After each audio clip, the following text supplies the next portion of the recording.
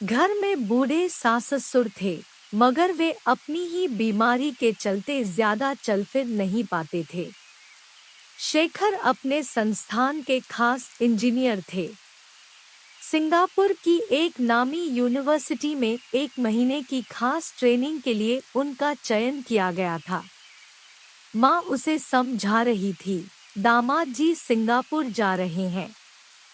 ऐसे में तुम नौकरी पर जाओगी तो बच्चे की परवरिश ठीक से नहीं हो पाएगी।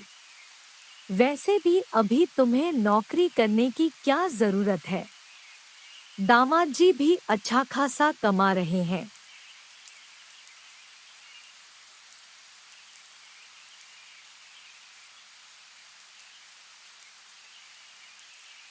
तुम्हारा अपना घर है, गाड़ी है। तुम साफ साफ यह क्यों नहीं कहती हो कि मैं नौकरी छोड़ दूं? तुम भी क्या दकियानूसी बातें करती हो माँ? वनीता बिफर कर बोली, इतनी मेहनत और खर्च करके मैंने अपनी पढ़ाई पूरी की है, वह क्या यूं ही बर्बाद हो जाने दूं? तुम्हें मेरे पास रहकर गुड़िया को नहीं संभालना तो साफ साफ बोल दो। मेरी सास भी बहाने बनाने लगती है। अब यह मेरा मामला है तो मैं ही सुलझा लूंगी। भूंगी को मैंने सब कुछ समझा दिया है, वह यही मेरे साथ रहने को राजी है। ऐसी बात नहीं है वनीता, माँ उसे समझाने की कोशिश करते हुए बोली। अब हम लोगों की उम्र ढल गई है, अपना ही शरीर नहीं संभलता तो दूसरे को हम बूढ़ी औरतें क्या संभाल पाएंगी? 100 तरह के रोग लगे हैं शरीर में, इसलिए ऐसा कह रही थी। बच्चे की सिर्फ माँ ही बेहतर देखभाल कर सकती है। मैं फिर कहती हूँ कि मैंने इतनी मेहनत से पढ़ाई लिखाई की है, मुझे बड़ी मुश्किल से यह नौकरी मिली है जिसके लिए हजारों लोग खाक छानते फिरते हैं, और तुम कहती हो कि इसे छोड़ दूं। माँ जी का वह मतलब नहीं था जो तुम समझ रही हो, शेखर बीच में बोला। अभी गुड़िया बहुत छोटी है और माँ जी अपने जमाने के हिसाब से बातें समझा रही हैं। गुड़िया की चंचल हरकतें बढ़ती जा रही है।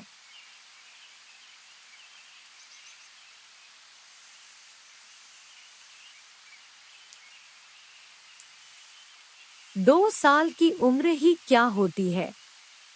तुम तो नौकरी छोड़ने के लिए बोलोगे ही। आखिर मर्द होन। अब जो तुम्हारे जी में आए सो करो। शेखर पैर पटकते हुए वहां से जाते हुए बोला, परसों मुझे सिंगापुर के लिए निकलना है। महीने भर का कार्यक्रम है। बस मेरी गुड़िया को कुछ नहीं होना चाहिए। मेम साहब, मैं बच्ची देख लूंगी। भूंगी पान चबाते हुए बीच में आकर बोली, आखिर हमें भी तो अपना पेट पालना है। तुम्हें अपने बनाव सिंगार से फुर्सत हो तब तो तुम बच्ची को देखोगी। वनीता की सास बीच में आकर बोली, हम जरा बीमार क्या हुए, फालतू हो गए। घर में 100 तरह के काम हैं, सब तरफ से भरे पूरे हैं हम। एक बच्चे की कमी थी, वह भी पूरी हो गई। हमें और क्या चाहिए? देखिए बहन जी, आप ही इसे समझाएं कि ऐसे में कोई जरूरी तो नहीं कि यह नौकरी करे। अब वे वनिता की माँ से मुखातिब थी। 4 साल तो नौकरी कर ली, अब यह झंझट छोड़े और चैन से घर में रहे।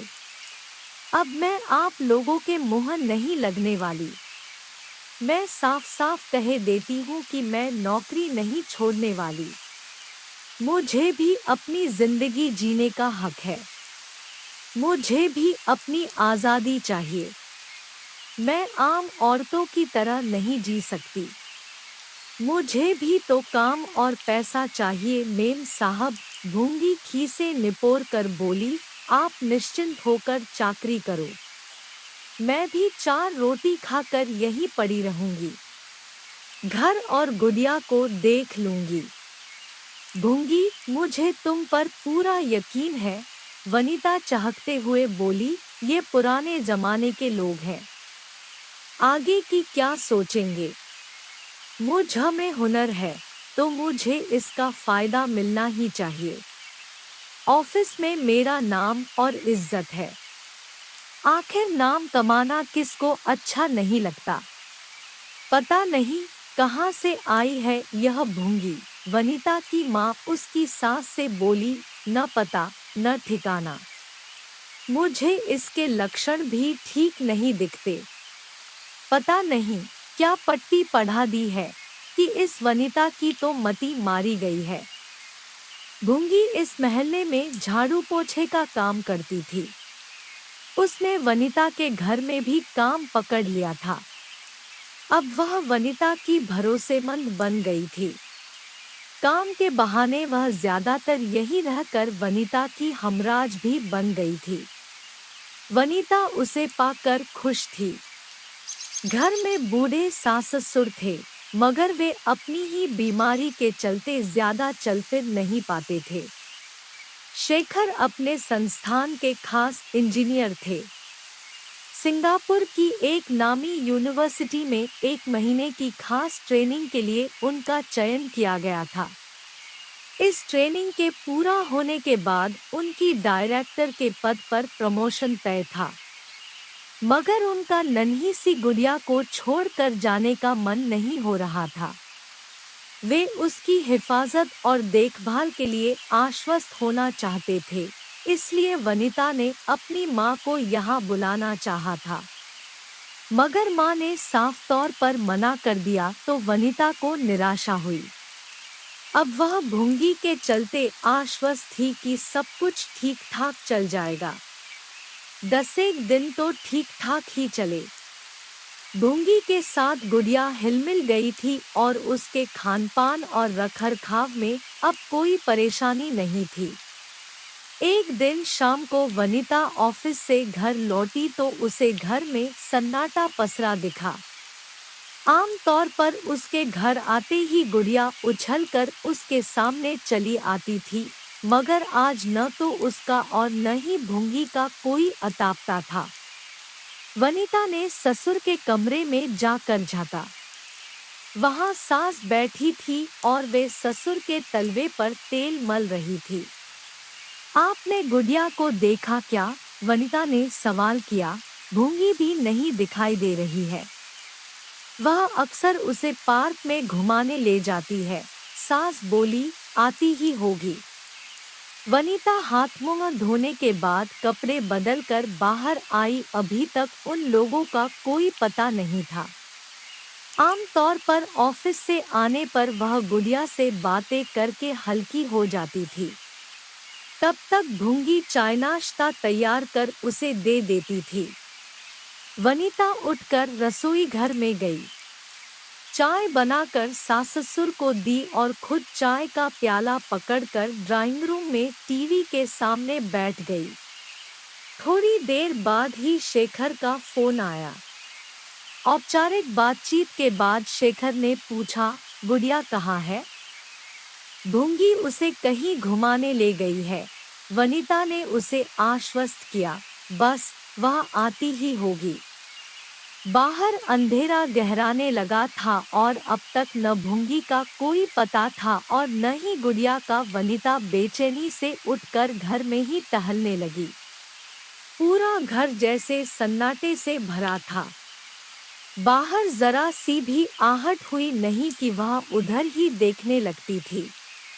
अब वनिता ने पड़ोस में जाने की सोची कि वहीं किसी से पूछ ले कि गुड़िया को साथ लेकर भूंगी कहीं वहां तो नहीं बैठी है कि अचानक उसका फोन घनघनाया। वनिता ने लपक कर फोन उठाया। तुम्हारी बच्ची हमारे कब्जे में है, उधर से एक रोबदार आवाज आई। बच्ची की सलामत वापसी के लिए 30 लाख रुपए तैयार रखना। हम तुम्हें 24 घंटे की मोहलत देते हैं। तुम कौन हो? कहाँ से बोल रहे हो? अरे भाई, हम 30 लाख रुपए का जुगाड़ कहाँ से करेंगे? हमें बेवकूफ समझ रखा है क्या?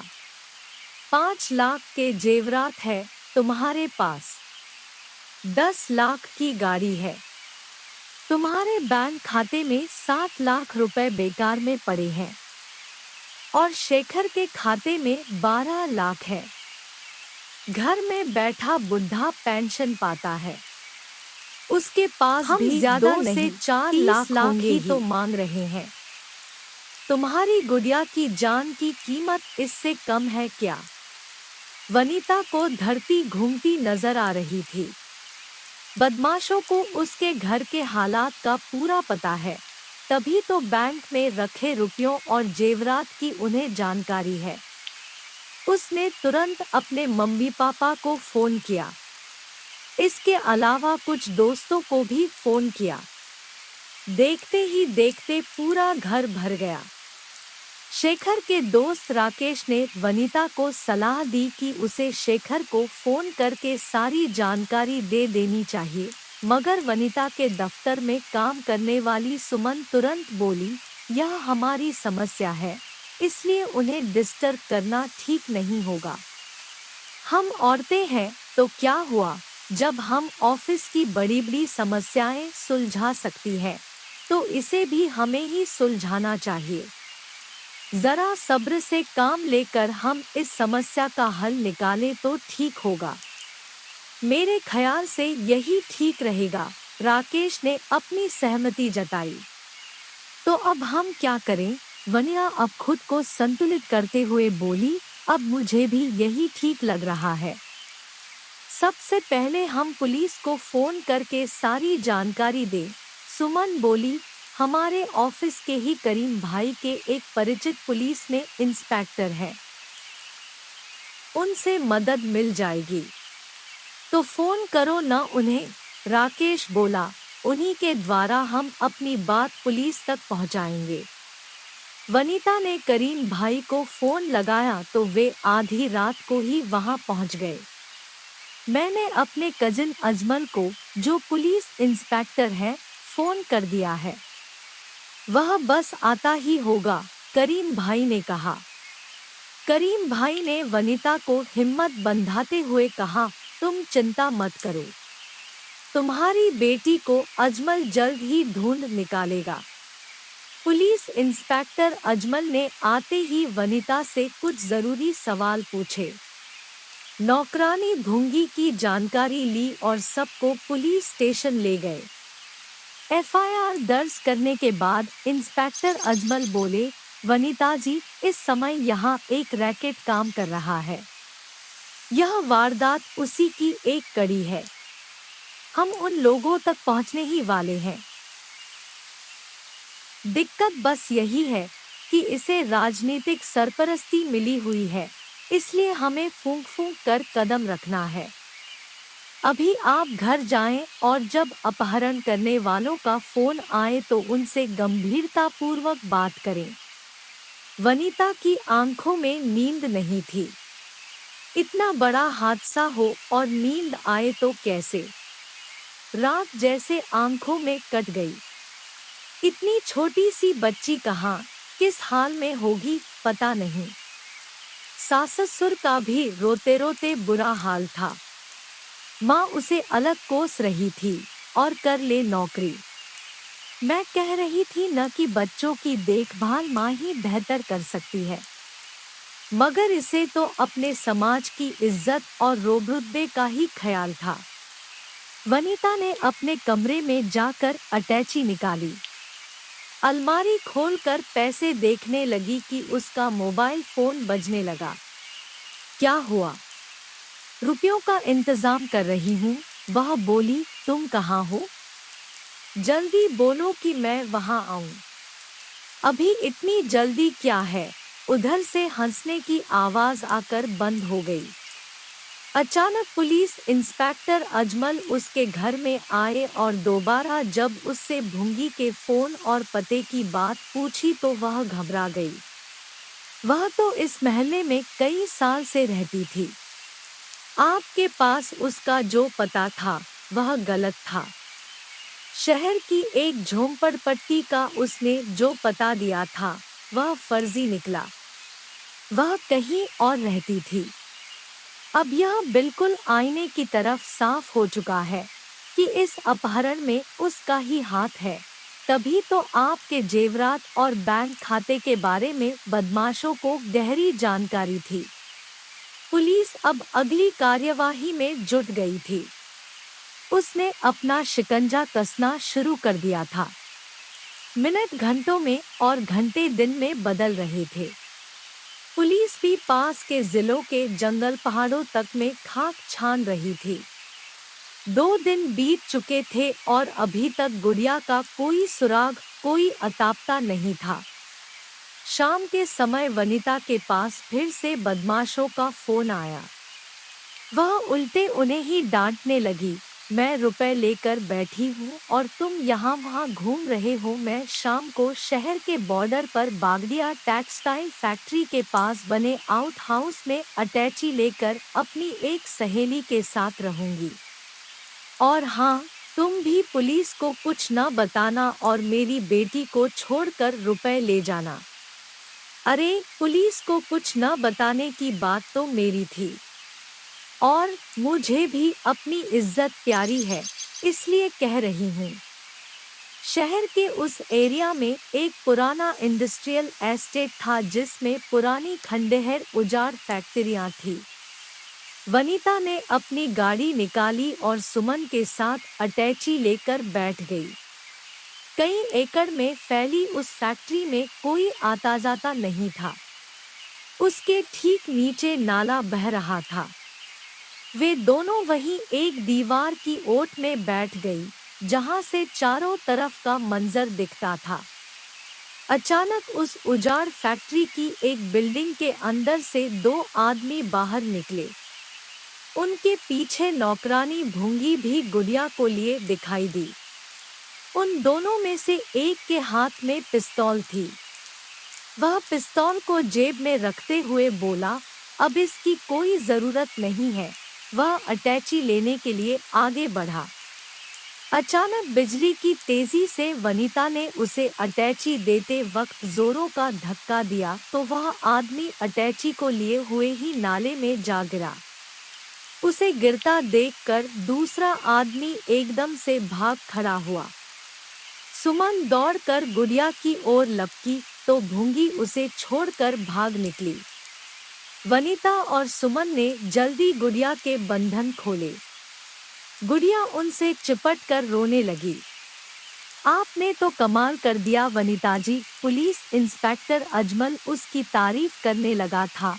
हमें मालूम पड़ा कि आप इधर आ रही है, तो हमने भी आपका पीछा किया और यहाँ तक आ पहुँचे। थोड़ी देर में उस घायल मुजरिम के साथ पुलिस आती दिखी जो नाले में जा गिरा था। एक पुलिस वाले के हाथ में अटैची भी थी।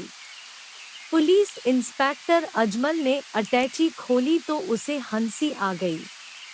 अटैची में पुरानी किताबें, पत्रिकाएं और अखबार भरे थे। उस भारी अटैची को समेट न पाने के चलते ही वह आदमी वनिता के एक धक्के से नाले में लुढ़क गया था। आपके इस साहस से न सिर्फ आपको अपनी बेटी मिली है, बल्कि हमें भी एक खतरनाक मुजरिम मिला है। अब इसके जरिए सारे मुजरिम हवालात में होंगे। मैं आपके इस साहस की तारीफ करता हूँ। फिलहाल तो आप अपनी बेटी को लेकर घर जाइए, बाकी औपचारिकताएं बाद में होंगी। अरे भाई, वनिता के साहस के कायल हम भी हैं, करीम भाई बोला। तभी तो ऑफिस की खास फाइलें इन्हीं के पास आती है। वनिता एक माँ भी है करीम जी, और एक माँ अपनी औलाद के लिए शेर को भी मात दे सकती है। सुमन बोल पड़ी, वनिता अब घर चलो। गुड़िया को सामान्य करते हुए तुम्हें खुद भी सामान्य होना है। आगे का काम पुलिस पूरा कर लेगी।